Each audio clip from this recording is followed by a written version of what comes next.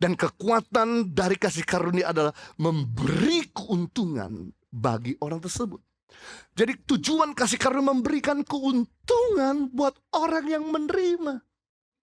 Memberikan keuntungan, memberikan kebahagiaan, memberikan kemenangan, memberikan upgrading bagi orang-orang yang menerimanya. Jadi saudara masih tahu kalau saudara hari ini dipilih Tuhan, diselamatkan Tuhan, itu karena kasih karunia Tuhan. Karena pemberian hebat dari Tuhan untuk kita.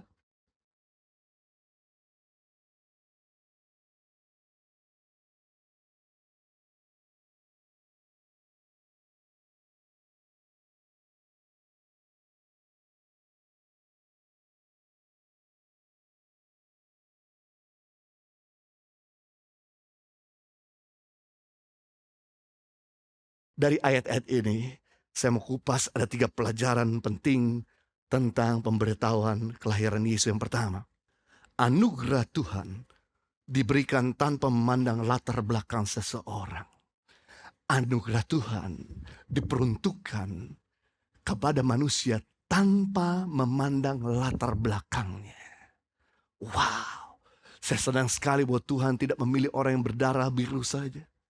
Saya senang Tuhan tidak memilih hanya cuma orang-orang yang ada di mimbar saja. Saya senang bahwa Tuhan tidak memilih hanya cuma orang-orang berpendidikan saja. Tapi Tuhan memilih semua orang, termasuk orang yang kacau hidupnya. Lukas pasal 1:28, ketika malaikat itu masuk ke rumah Maria, ia berkata, "Salam hai engkau yang dikaruniakan Tuhan menyertai engkau."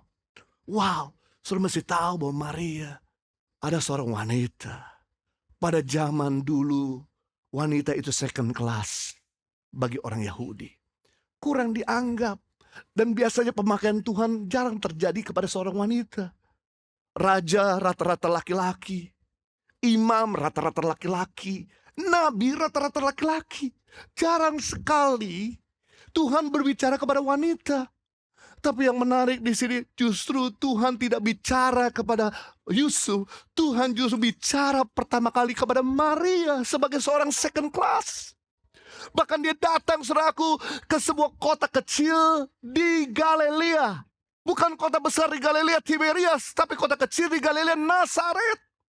Tuhan tidak datang di Yerusalem. Saudara, beda antara Galilea sama Yerusalem. Yerusalem adalah orang-orang the have tinggal di sana. Orang-orang berpendidikan, berintelektual tinggal di Yerusalem. Orang-orang yang mapan hidupnya tinggal di Yerusalem. Makanya saudara, orang-orang yang tinggal di Yerusalem biasanya saudara, orang-orang yang cukup lebih terhormat, berdarah biru tinggal di Yerusalem. Mereka adalah orang-orang yang cukup dihargai, dihormati di tanah Palestina dan Yahudi. Sedangkan Galilea adalah tempat orang-orang yang kurang berpendidikan tinggal di sana. Orang-orang yang sederhana tinggal di sana.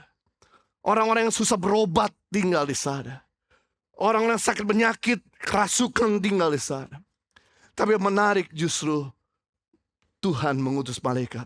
Tidak pergi ke kota Yerusalem.